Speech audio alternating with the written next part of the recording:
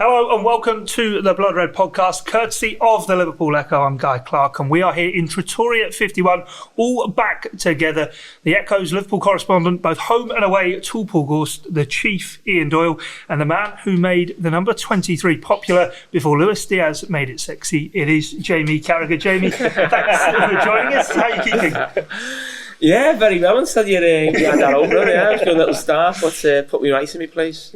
Well, we're going to talk through, of course, events at Anfield. Liverpool not quite landing the Premier League title. We're going to look ahead to the week to come, the Champions League final, of course, in Paris, and plenty more besides. But, Gorsty, I'll throw over to you first.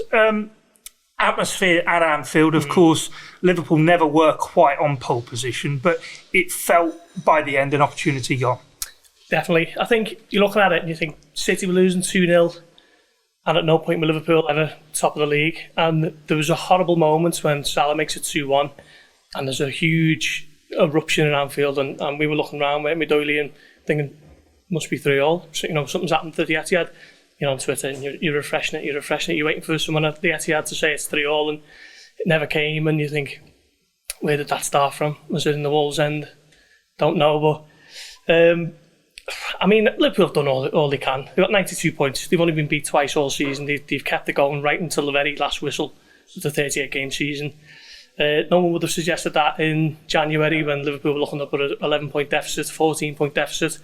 So you've just got to give full credit to them, really. I think they've collected 50 points from the last 54 on offer from the Brentford game in mid-January. So they've done absolutely everything they could, and they've just came up against a team who are probably the best that the Premier League's ever seen. So, fine margins and whatever else. And, you'll have every confidence next season that Liverpool can go again. And maybe this time it could be theirs. But certainly no kind of regret or frustration at Anfield the full time, because I think everyone knew that this has been a special season and there's still obviously a big one to come. Yeah, Jamie, we were saying on Friday's podcast about how the atmosphere was going to be carnival, everyone was going to be happy, but you were making the point on commentary yesterday. I think you were probably the only person in Anfield who knew that it wasn't 3-3 at the Etihad and knew exactly what was going on when Gorsty said there that Salah had wheeled away, but by that stage probably too late. But as you made the point on commentary, the way in which it transpired, Liverpool going behind early and then City being in that position where they were losing, actually the atmosphere was different than what we probably all anticipated. Yeah, I always expected, no matter what the situation, there would be that sort of party atmosphere because of what we've won and what's to come. But I think the way the game sort of transpired, and I just didn't envisage that happening at Man City. Not that they could not lose the game or draw the game, but just the fact that what they went through when they had that Aguero moment, I didn't think a Pep Guardiola team would go through that moment. They had too much control in a game. It's not an end-to-end game or frantic, but it became that. And it's the hope that kills you, isn't it? But actually, when it went 2-0, I actually felt worse. In that, I thought if Liverpool don't win this game and City have a drop points, because when it went 2-0 after 70 minutes, I thought they're not going to win this. They might get a draw, but obviously brilliant credit to them coming back and winning it. But I was just so fearful of Liverpool not winning. And if we weren't going to win the league, I'm just so glad it was the fact that we won and not that we didn't, win it. Because then you could have said we threw it away or we lost it. I don't think at any stage you could say we threw the league away or we should have won the league. What we've done, as Paul's just mentioned, is brilliant to actually keep it going right to the wire, and that's credit to the players. But we drew too many games in the first half of the season.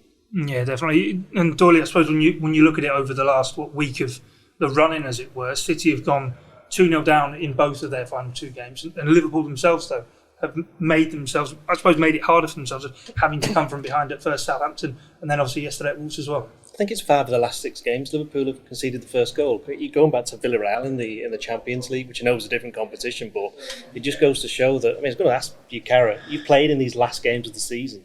Do they feel different? What's it like when you're preparing for them? Because in the back of your mind, it is, this is kind of the be-all and end-all, isn't it, of the campaign? Yeah, it is, and I think, no matter what we say, for people outside, the season will be defined a little bit by the European Cup final, because people will, and I agree with this, I was just thinking about it myself, this Liverpool team should be disappointed if every season they go into right now, they don't win a league or a European, because they're that good.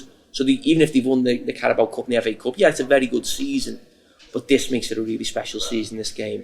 at the weekend, and this team is that good that they shouldn't just be happy with two cup competition. A lot of the teams I'd played in, we'd be absolutely delighted to be in this situation, but this team's too good to rest on that.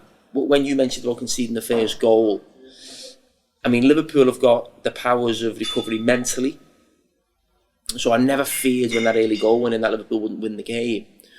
But you don't want to be doing that too often towards the end of the season, because you could see signs in the second half yesterday where you just think, where are they going to get this energy from? And they always seem to find it. They always seem to do something to win a game, but you don't want to be chasing a game. And I'm just thinking, against Real Madrid, you think the first goal could be vital, and you don't want to be chasing, a really good side on a big pitch, late in the season with so many games in your legs.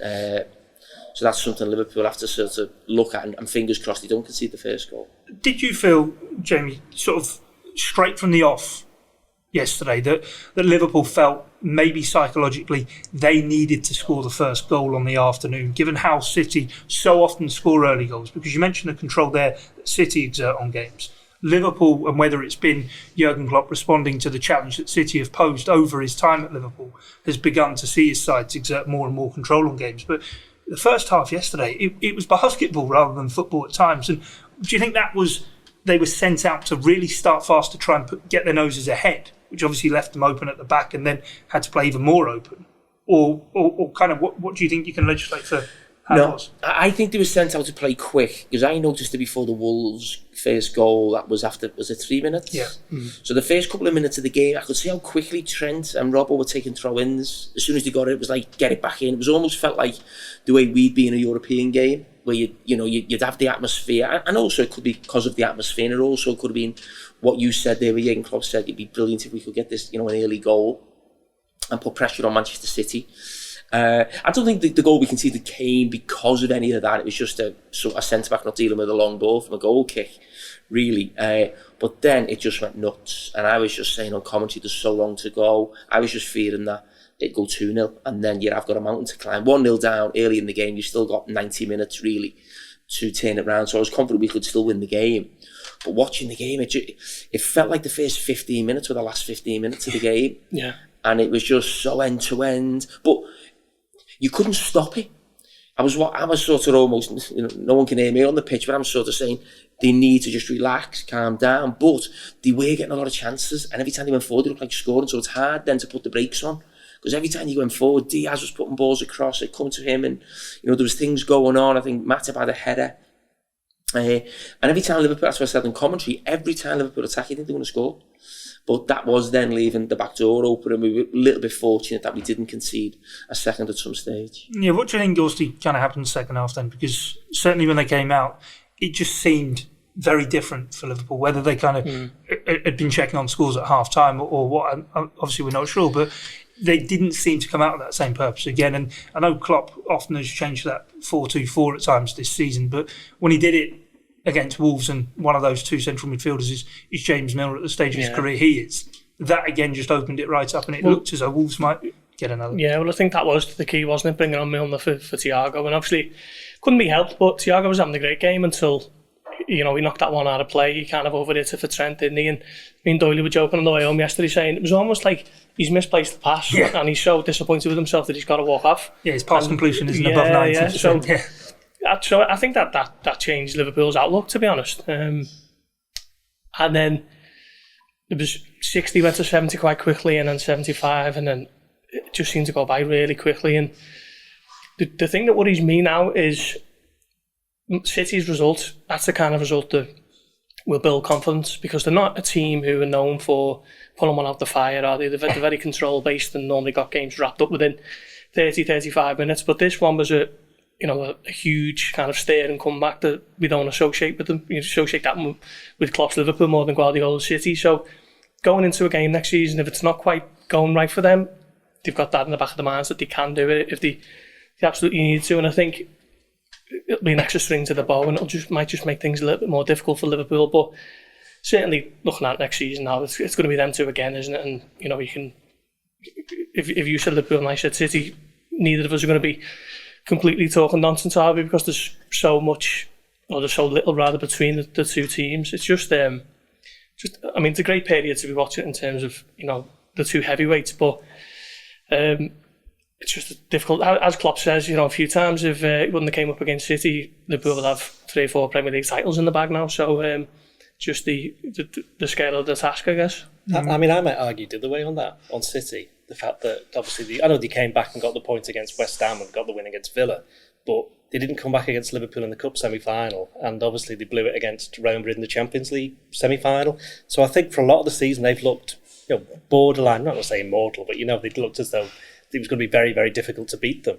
But I think possibly you're right in the sense that, the way that they won it in the end, but I think it'll be more relief than anything else, because they'll have gone into that final game thinking, well, we just need to win this game. They were in the box seat and they've been in it for so long. They must have had that worry that we can't blow this because we've been, 14 points? I know Guardiola says it was a kind of fake 14 points. There was 2 games in hand, wasn't there? But it's still 14 points. You've still got to win them. So I'd argue the other way to say that possibly there is a little bit of a chink in City's armour in that kind of sense, the mentality a little bit. But then that's just me being contrary, which I'm like all the time. So. That's not you. In terms of the week to come then, Doyley and Thiago referenced there went off in the game. I think Jurgen Klopp speaking to the media Wednesday ahead of the Champions League final. How big a blow could that be?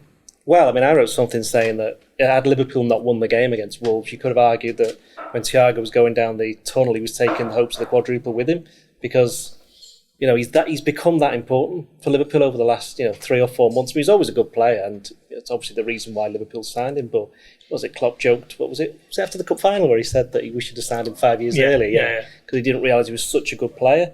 And it's whenever he's played, and we're not just talking this season, tail end of last season, where he's back in the team and he was contributing, and he was a part of the reason why they ended up in the Champions League. He's part of the reason why they're in the final in the first place. To qualify to get into the final in the first place. So I think if he's not fit for Real Madrid, it'll be a massive blow, because he will bring a kind of element of control to that midfield. If there's one thing that he can do that no other Liverpool player can do in that position, it's get the ball down, play it, but also play it at a pace that suits the game. He can slow it down when it needs to be slowed down, and speed it up when it needs to be. And that's something that I think he's not learnt, but he's improved with that in the Premier League this season, because the argument was, when he first came, is that he slowed Liverpool down a little bit. I know there was 1 or 2, not you, but it was 1 or 2 of your ex-teammates who was saying it.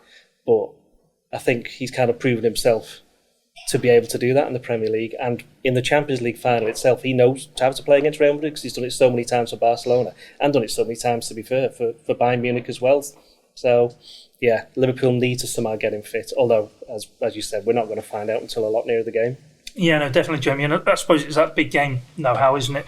A number of this squad have Champions League final experience, but Thiago has been there. He's seen it. He's done it. He's won trophies all across Europe, and I suppose with him as well, I don't think many Liverpool fans probably thought there could be a better no-look passer than Roberto Firmino. But Thiago, he's hardly looking half the time, and yet he plays players through as he did for Mane. Yeah, it was brilliant on commentary. As soon as the goal went in, obviously the commentator takes it first, and I come in after him, and I just said, I think that this goal's all about, we know the goal scorer is Mane, but this goal all comes about from Thiago, and the back here was fantastic, wasn't it? It really was. And you mentioned how important he can be on Saturday, not just because he's been there and done it.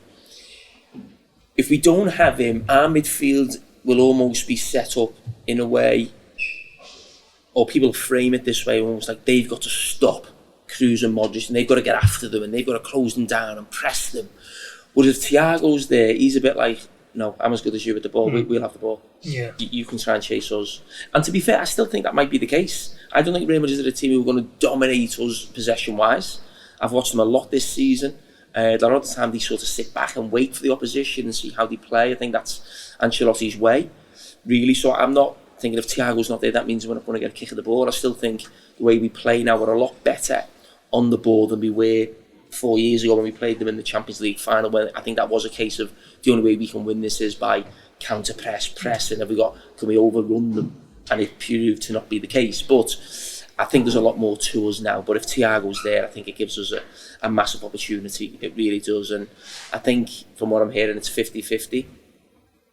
And just fingers crossed that he can just make it. But if someone says to me it's 50-50, it's the European Cup final, you're not missing an eye. Yeah, and on what you say there, does it, I suppose, put a question mark over Naby Keita's selection. In terms of what you're saying there, in terms of how the midfield changes when Thiago's in it, we've seen previously, obviously it was Henderson, it was Wijnaldum either side of Fabinho. It was a very functional midfield.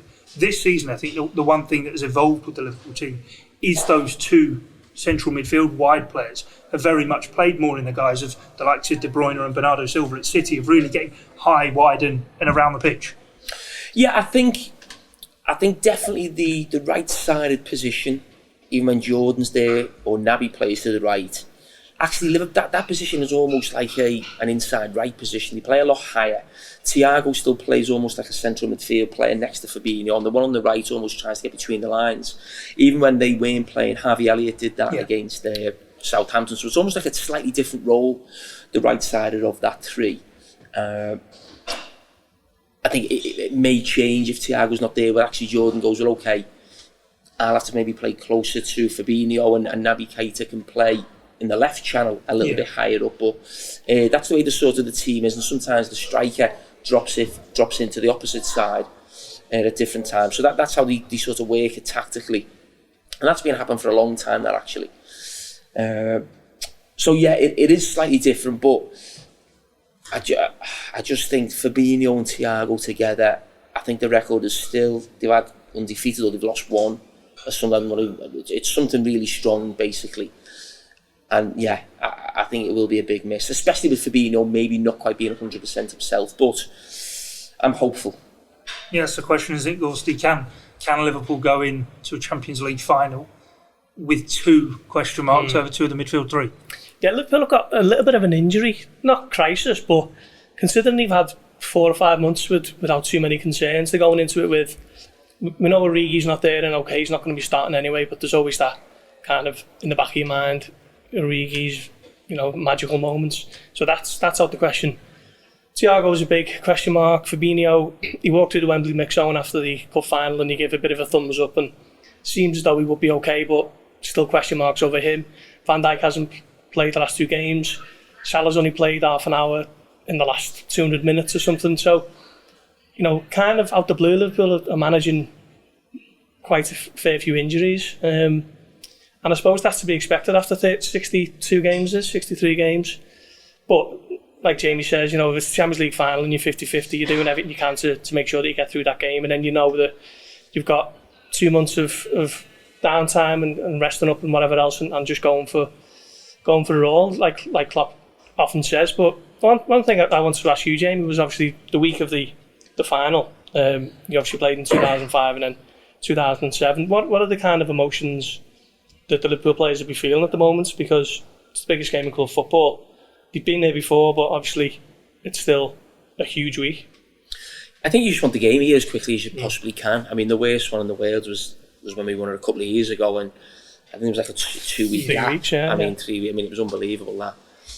So this will almost feel like it comes down really quickly because of the fact we played Sunday and this game's Saturday.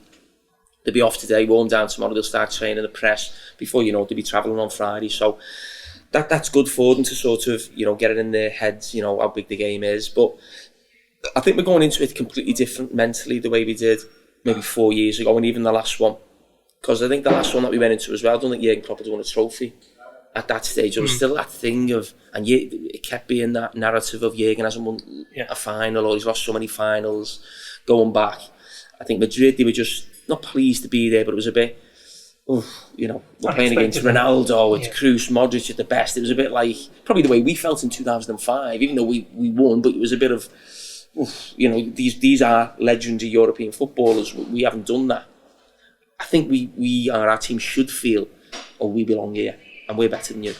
I think Liverpool are better than Real Madrid, and I think if they have the best team on the pitch, they've got a great chance of winning the game. Doesn't mean they will, but psychologically, mentally, should be going into it looking forward to it really. I can't wait to get this game underway. On that psychological point, and going back to your own experience as well of 2001, of course, you guys won 3 trophies in that season. I think you played 64 games, maybe 63 this We played 63. Season. I played 57. Yeah. I thought you do your own, mate. So 63 games in that season. There will be for Liverpool this season as well. But your kind of final week of that season, you had the cup final, you had the UEFA Cup, you had the final league game at Charlton, and obviously win by win kind of, I suppose, helped push you on each step of the way. The result and the way it's fallen on the final Premier League game of the season, do you think that's going to have any impact on this Liverpool team or not? Because as I say, for you guys, it felt as though everything was fueling the next venture. I don't think it should affect them too much. They'll be disappointed. They'll feel exactly the same way the supporters felt yesterday in the stadium, and the way we all feel today, where we're almost trying to sort of kid ourselves on a little bit that, you know, we were never top of the league, or, you know, we did our job, and that's the way you have to look at it. But you just know, you know, it's the hope that kills you, that tune-up. But the players haven't been too aware. Yes, you hear the cheers, but you're not quite sure 100% what's going on. But it's been much better to lose it like this than if Liverpool hadn't won the game. But you go back to our final week, and we were running on fumes in that last week, and we hung on. And that is just my slight worry watching the second half yesterday. What was the sort of signs of that in the team? You still got sort of 3 players who didn't play of late, sort of Van Dijk, Fabinho, Salah to come back in, you know, the real spine of the team. So that's a big thing to come back in. And at times over the last 3 or 4 months, I've felt Liverpool have looked leggy in certain games. And you think, how are they going to keep it going? And then they'll just produce performance from somewhere where the energy looks back. I think of the cup final, first half an hour, like, wow, the pressing's back. Man City, the semi-final was the same. Man United at home. So because you see a team and they look a bit leggy or they look a bit tired, people automatically always say, oh, that's it, they're shattered, they're knackered. It doesn't always work like that. It doesn't mean that you're tired for every game that you play. You know, so, but you just worried a little bit what I saw second half, but we still got 3 fresh players to come in. But you could look at it the other way and say how fast the game was in the first half and how many chances we created, and there was the tempo of it was fantastic. We were a little bit open. That would change with Van Dijk there, I'm sure, and certainly Fabinho. But there was certainly a lot of energy within that first half as well. So I just think if we can have an energetic performance and be our normal selves, I'm really confident.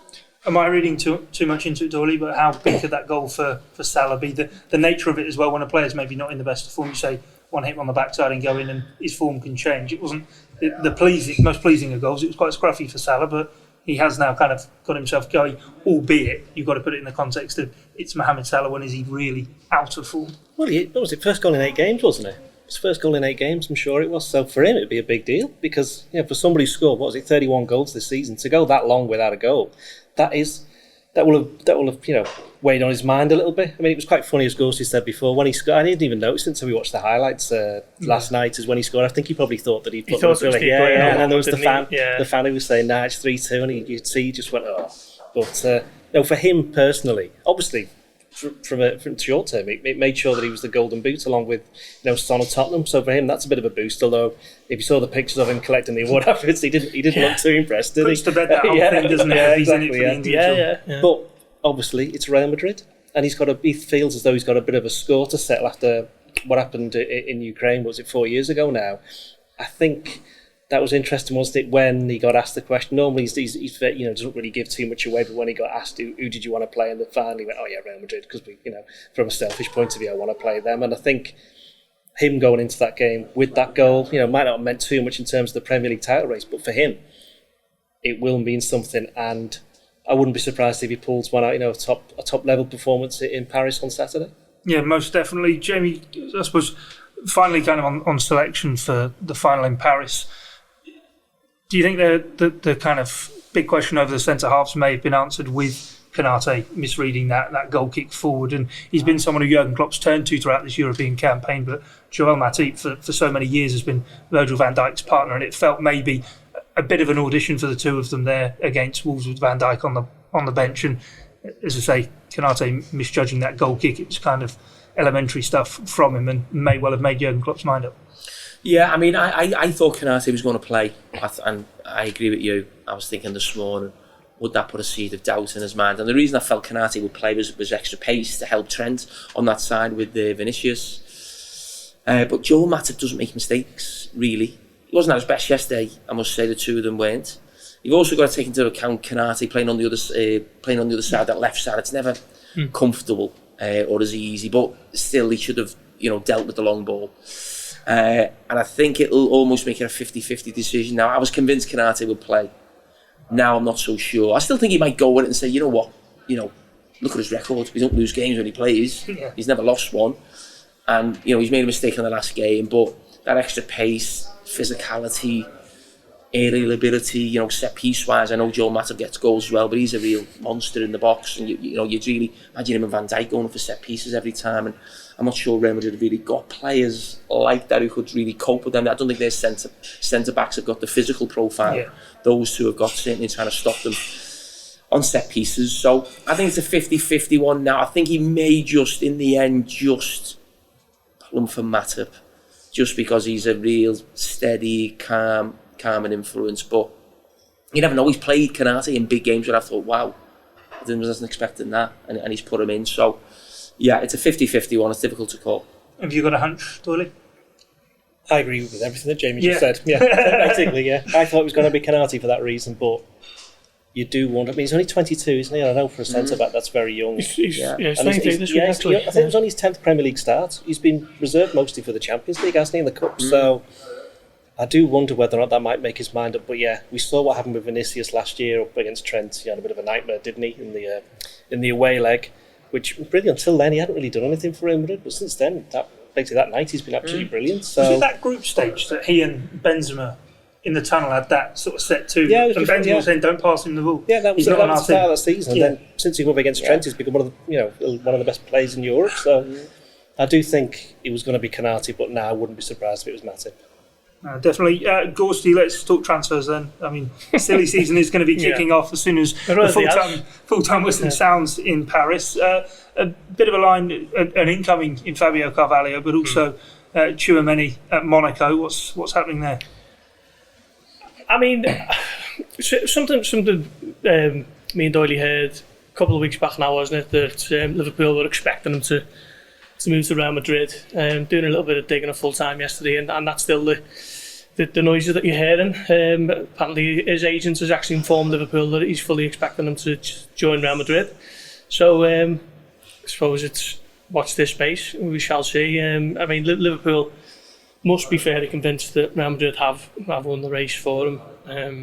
And if that's what the agent's telling them, then you'd imagine that next season he'll be pitching up at Real Madrid as opposed to Liverpool. But I do think Liverpool will be looking at that kind of profile of a player, young, someone who's going to be in their midfield for 10 years. Jude Bellingham springs to mind, perfect example. He's only 18, 19 possibly. So I think if I'm nailing me colours to the flag, I think Liverpool give it another year, see how Bellingham develops at Dortmund. Top European club, but still kind of that feeder mentality, if you like.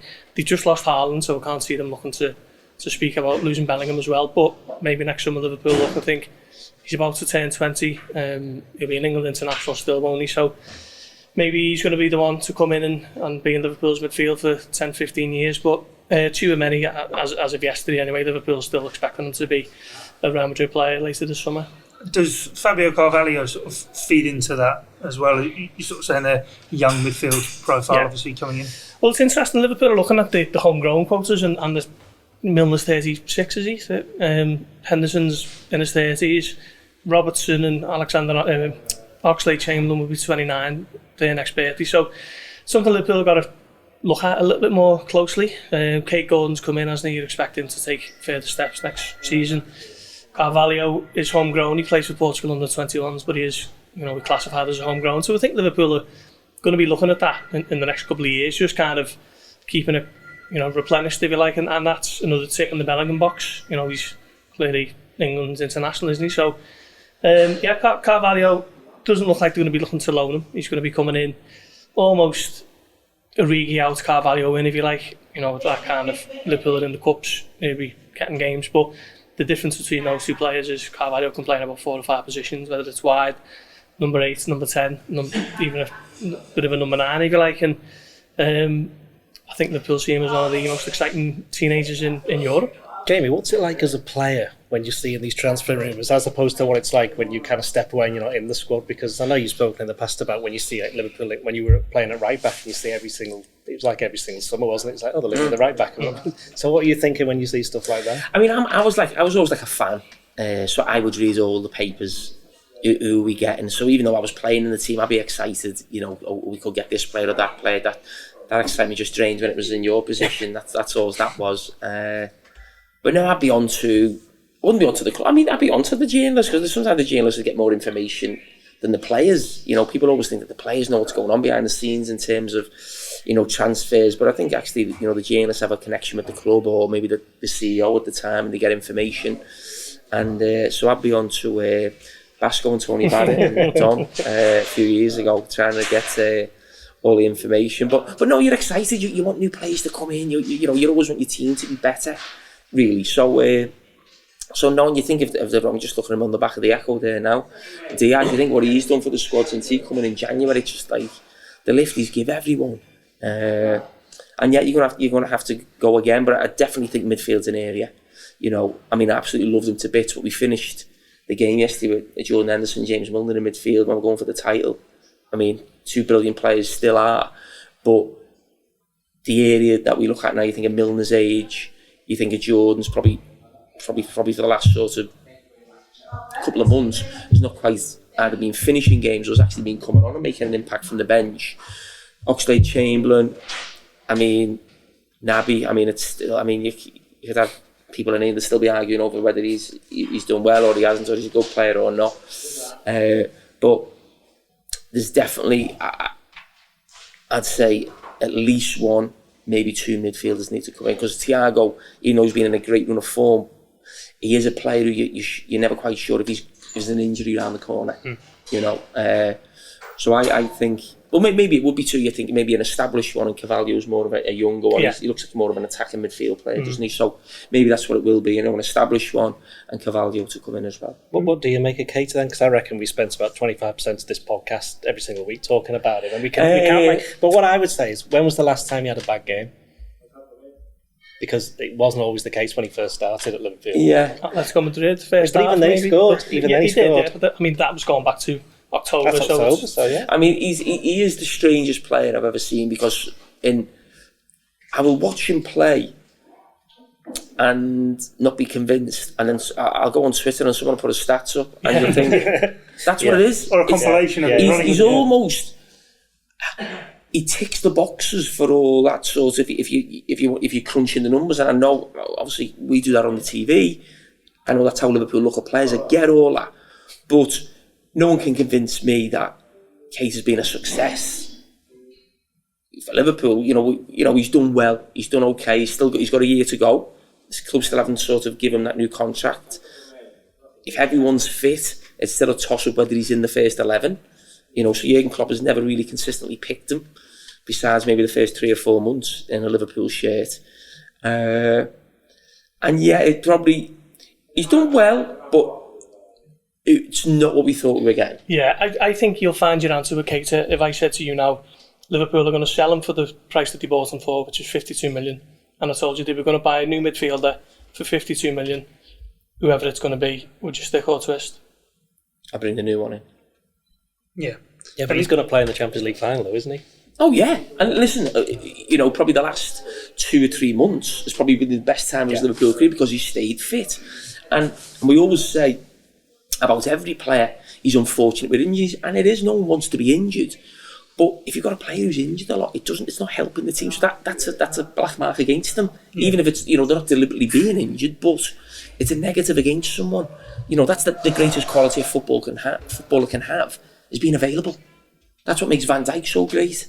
He's there for you week in, week out. You know he's there. You know, and then when you have those sort of questions about certain players, you can never really fully sort of be confident, like we can build a team around X, Y, or Z, because they didn't play enough. It's building that unit, isn't it? That cohesion of, as you say, they're knowing that your teammates are there alongside you in the positions. I mean, in terms of this summer then, and I mean, I imagine we could probably be here all night talking about this. This summer is fascinating, isn't it, in terms of the contract, rather than recruitment, the retention that Liverpool have to do. We mentioned there, Keita's got a year to go. Oxlade-Chamberlain's got a year to go. We know about Mane and Salah as well. It's going to be huge. Some big decisions are going to need to be made, and I'm sure not all of them will be popular. No, I mean, I think Sadio Mane will sign. I'm convinced of that. I really believe that Mo Salah should sign. I think it'd be a really big mistake if he doesn't from here. And I'm not saying that as a Liverpoolian. I'm saying that almost standing back, almost looking at it all, thinking, Mo, this club has been brilliant for you. You've been brilliant for us. You suit the Premier League. You suit Jurgen Klopp's style of play. And the longer this goes on, you don't want to start sort of losing the PR battle. The longer it goes to becoming a free transfer, the club, that screw's just getting turned with the supporters, how they view the situation. It'll go from maybe as it was 6 months ago. The club have got to give him what he wants, so they've got to. That'll slowly start to change. Yeah, Liverpool aren't going to do a PSG, are they? They've done to Kylian Mbappe. No, and Mo's not been in his best form in the second half of the season, which doesn't help. Yeah. And Diaz has come in, and Mane's, almost taken the shine off. They've almost been the second half of the season players, if you like. So those little things, and I'm not just saying as a Liverpoolian. I think he suits Liverpool. Klopp, that sort of, at times the fast and furious. I don't think he's a player for a Barcelona or a Real Madrid. That's not to say he's not good enough. I don't think he's their type of player. I really don't. And I'll tell you why. Michael Owen went to Real Madrid, and he was at a stage of his career where he wasn't at the level that sort of Mo's at right now, or certainly at his prime. But Michael went there and scored a lot of goals. I think he got close to 20 goals, and he was a big part player. But people over there just had no time for him. He scored in a Clasico, and it was a bit like, all he does is score. And you'd be like, well, that was Michael Owen. Yeah. Now, Mo, I know, gets lots of assists, but his game is built on goals and being direct and making runs in behind. It's not about getting on the ball. And you know the way Diaz is coming in, when he's in possession, you think, oh, he looks, he's running at someone, and when he's on the ball, he makes his passes. You're always confident he's going to keep the ball. You're not like that with Salah or Mane, because they're so direct. They're always almost trying to run through a brick wall to get a goal. And even when they're dribbling, even though he scored some great dribbles, Mo, you're never quite sure what's going to happen, or if he knows. You get that feeling. So I don't think he's their type of silky, on the eye, slower game. I think he really suits the Premier League and the way we play. And I think it'd be a big mistake for him to leave. I really do. If it's a money issue, okay, Liverpool will still be offering him a lot of money. But I think Mo Salah's that fit that if he signed a 4-year deal at Liverpool and he finished at 33, he could still go and do another 4 years. He could do what Ronaldo's doing in another league, where it was just about money, maybe to, just whatever he wanted to do. That's up to him for his family in the future and his kids, I don't know.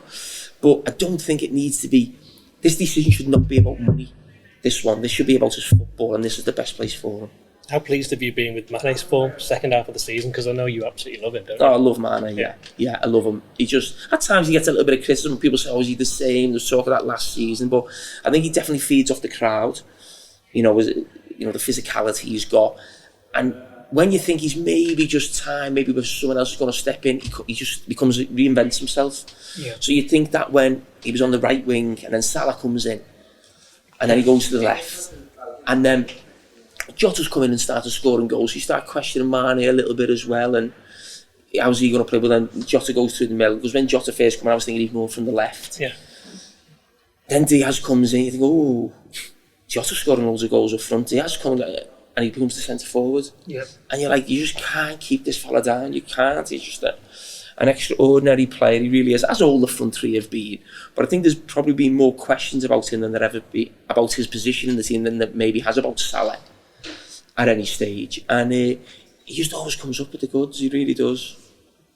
Yeah, no, I was kind of thinking that yesterday, actually, that I suppose Diogo Jota's kind of been the full guide for Luis Diaz coming into the side. He's been the guy who has made way. But Gorsty, what about Roberto Firmino then? To complete kind of the chat on the traditional front three, he's in that situation as well, the contract. I love Roberto. He wasn't great when he came on yesterday. Got an assist there. I know.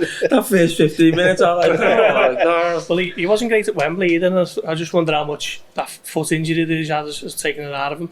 Well, how much is he a player who needs to be playing the rhythm? Yeah, I mean, it's probably him more than the other four, really. I mean, we don't know what Diaz is like when he's not on the team, because since he's come in, he's been playing every week, hasn't he? And I said to you, though, the night at Wembley, I said, how long until we're talking about Diaz being Liverpool's best player? Because every time he plays, he's outstanding. As soon as he starts turning those, half chances into goals and assists, we will be talking about him being the main man. But Firmino, he's completely different to what the rest of them bring. So I think there'll always be a place for him in the squad. The issue is whether they're looking at it and thinking, well, Sadio Mane deserves a contract. We're desperate to keep Salah.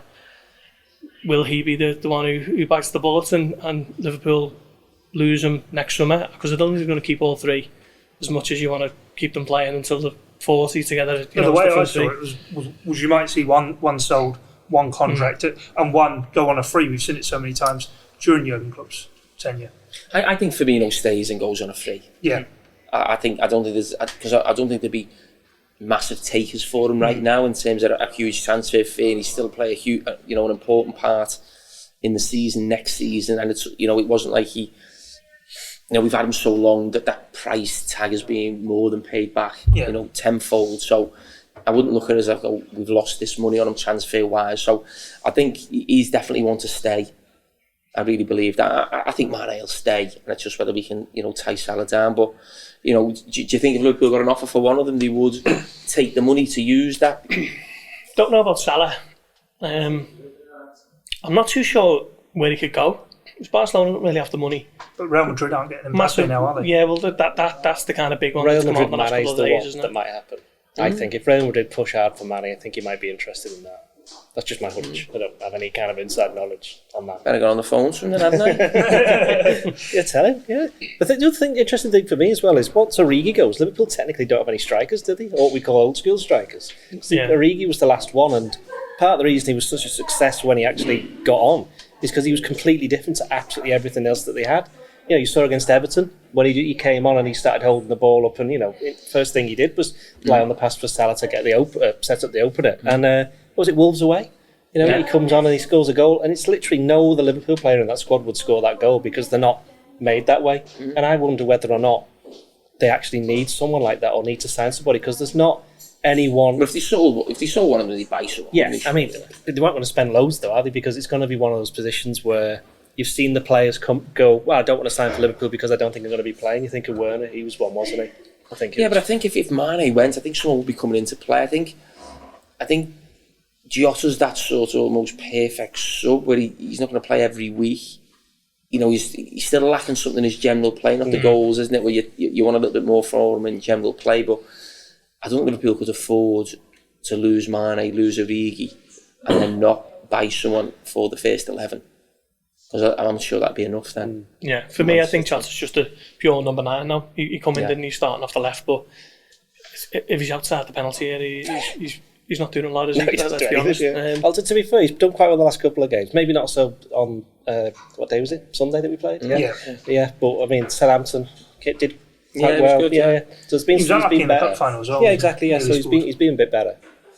So he might be somebody who does something against Real Madrid. That's the other thing, because you got 5 subs. I do think that makes a massive. And I don't think it's any surprise that they're the two teams that possibly have used the substitutions better than anybody else, because we've had this conversation, haven't we, about how many times have we said Camavinga's done well since he came on. It's like, never starts a game, but he comes on second half and he's turned, what was it, PSG, the Chelsea game and the City game? Yeah, all the home games. The thing about the Champions League final for me is I've watched Real Madrid in every round, and they haven't led for much of any of the ties. They've been, under the cosh for large portions of the 180 minutes. You just have that 15-minute spell, but even remember that Real Madrid. But I think in a one-off final, if Liverpool are given the kind of chance to dominate the way City did in the first half an hour at the Etihad, I think it might be too much for them. I think finally that might be the one where it's one step too far. Barcelona beat them 4-0 at home, didn't they? Yeah. The Bernabeu. Real Madrid have managed ties though, haven't they? Not matches. Yeah, what I mean. And this is a one-off. Yeah. They just play in moments, Real Madrid. I've watched them from the very start. The first game of the season in the Champions League, they lost to a team called Sheriff. Yeah. And we were talking about that on the TV, so it'd been the biggest shock we'd ever seen in the Champions League. And I stupidly said on TV, there's no chance Real Madrid can win the Champions League this season. I actually said that about PSG when they signed Messi and had Mbappe and Neymar. I was proven right on that one. But Real Madrid just play in moments. I don't think, they're not as good as Liverpool as a team. I think they've lost as many games or maybe more in the Champions League this season than Liverpool have lost all season. But they've just got something about them that we have as a club as well. When you think we're down and out, you always believe because we're Liverpool or you're Real Madrid or Man United have got that as well. I think sometimes the real big clubs do carry that history and they just carry a belief with them that they're supposed to win, so something can happen. And that's what they've done. They've been fortunate in every knockout round where they basically should have gone out, really. Now, you can look at that. Is it luck? Or is it great team spirit, or, you know, a connection with the players and the staff and the support? And because it's Real Madrid, you'd have to say maybe the latter. But I think if they perform how they have performed in a lot of the knockout rounds, and we perform anywhere near our ability, we'll win. Right, great stuff. Before we wrap up, before we get turfed out, it's been nice to all actually be together. And Jamie, great to... It's StreamYard, doesn't it? Yeah, exactly. It feels weird actually seeing people in person. But before we go, a word on Divock Origi, of course, before he goes. And actually, I do just want a word. I'll ask you each. What is Divock Origi in one word? Corsty, you've got the unenviable task of going first. Can I go first? You can go first. Everton. Corsty? Can I have 3? Corner taken quickly. Okay. That's a good one. That's a good one, Legend. Legend. Well, that is the best way to finish it here on the Blood Red podcast, coming from Trattoria 51 today. Thanks to Tony for having us, and it has been great to be here. Plenty of build-up coming across the Blood Red channel, as well as the Liverpool Echo throughout the course of the week. Jurgen Klopp will be speaking to the media on Wednesday. We'll have his press conference in full on the channel. But from myself, Guy Clark, Paul Gorst, Ian Doyle, and Liverpool legend Jamie Carragher, thanks for your time and your company. It's bye for now.